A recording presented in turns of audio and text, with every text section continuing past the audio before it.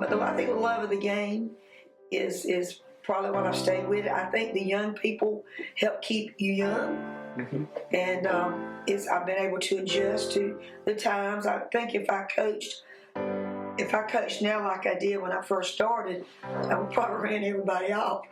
I was an assistant coach my very first year at North Edgecombe and became the head coach at North the next year. But and that was the time, my first year as head coach, that was the first year that they started giving women's scholarships in basketball.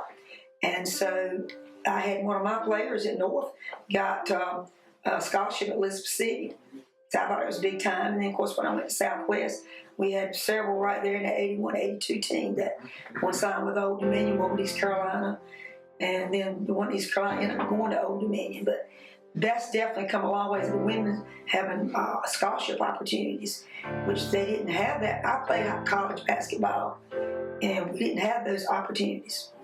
Definitely, it's given more girls an opportunity to play sports. If they're not good at basketball or cheerleading, then they have other options. Like I say, we've got at Southwest, if you look at men and women's JV varsity sports, we have like 26 sports. And we've done really well during the pandemic to keep a lot of those going, like the soccer and the tennis, the cross country. But because I love the game, I enjoy the thrill of getting on the court. On the sidelines and making changes and things. I do think that, like I say, I always have a plan every day, what we're going to do. I keep my plans from year to year. And I let the parents see it. You've got to make sure that I tell them making the team is easy, maybe staying on the team and being at practice, I said, because in all those years that I've coached, I've only had to remove two players from the team because they missed too many practices. So they very seldom miss practice, and they know if they don't make it the day before, they're not going to play in the game the next day. Years ago, I remember I had a team at West Edgecombe.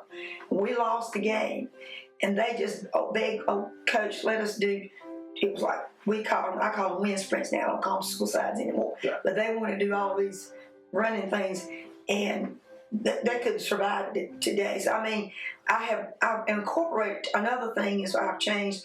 I have incorporated a lot of my conditioning and running drills with basketball skills. That way they're getting conditioning, but they're also getting some improvement in basketball skills. So I do a lot of conditioning with basketball drills. I said, well, Jimmy Tillman would be proud because he nominated me. I know he did, because I had to help him get the material together. He was always saying, well, have you been in Dutch yet? I said, no. But in fact, when he first started talking about it, I said, well, you probably got me nominated first, Jimmy. Unfortunately, he passed away before I could. Now, Q told me I could tell my family members, so I told my husband, and I told my children.